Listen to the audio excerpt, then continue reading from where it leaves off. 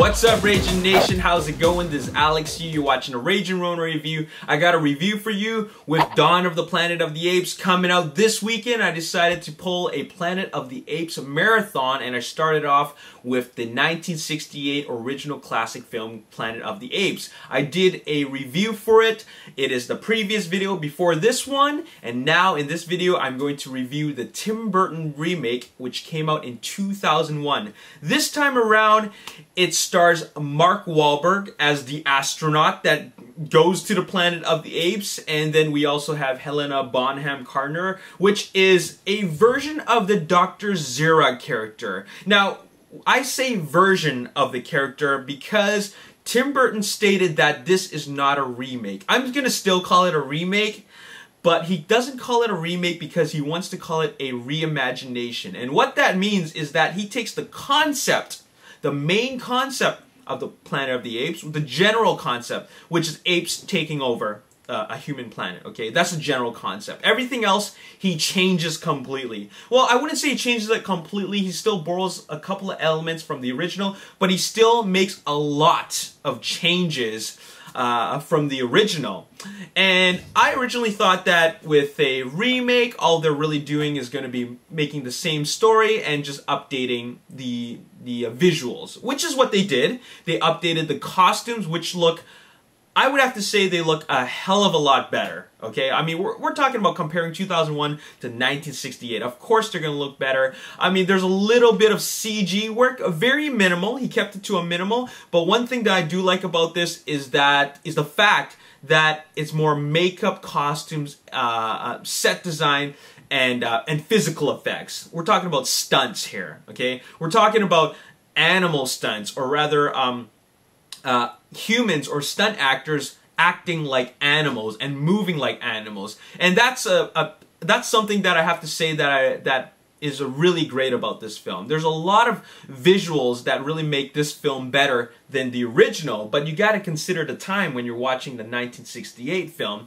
But anyways, with regards to the story of this film, I'm not going to say too much about it except for the fact that it's more or less of the same kind of thing, except on steroids, but less complex. Okay? When I say on steroids, all I mean is that bigger production budget, bigger production value. Okay?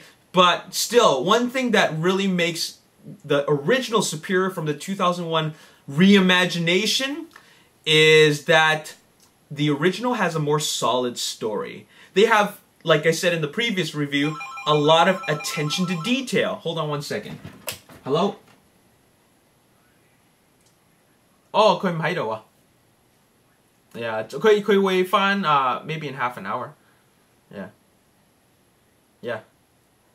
係咁先. Okay. Okay. One thing that the original has is this huge attention to detail, and that is something that Tim Burton is lacking in his remake. I think that he takes elements from the original film, but one thing that he forgets to do is really make the story profound like the original was. The remake is very simple.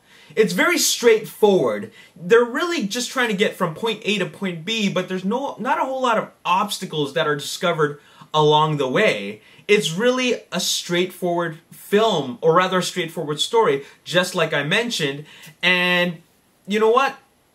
It's more of a spectacle. It's more like a visual spectacle than it is a profound story like the original. I think they threw away a lot of elements from the original that made it a great story, and that's where this one falls short of. So great on visuals, a little low on the story, and Mark Wahlberg, I do like him as an actor, but his character is just a very thinly written character. There's not a whole lot of depth to his character. I'd have to say that most of the unique characters are really the apes. A lot of the actors who were performing as the apes, they did a great job performing as apes. I mean, they have a lot of charisma. You see a lot of the different personalities of the apes. You see that there are different types of apes, like gorillas, apes of you know, the apes, the gorillas, the chimps, the baboons. You know, they're all very different, and they define them differently. They all have different personalities. I find the human characters to be the least interesting, which includes Mark Wahlberg's character. So, you know what? I'm gonna say that I will give this movie a 6.5 out of 10. I found it entertaining, but you know what? In terms of story and character, it's pretty thin. So when you're watching a movie like this, watch it for the visuals, watch it for the great the makeup, the set design. Just watch it for its entertainment value. But if you're looking for a better story, definitely the original is a lot better, okay? So there you have it. That's all I gotta say in this video. I'm gonna give it a 6.5 out of 10, okay? So it's got a huge amount of flaws, but it definitely does a lot better in the visual department. And there you have it. That's all I gotta say in this video.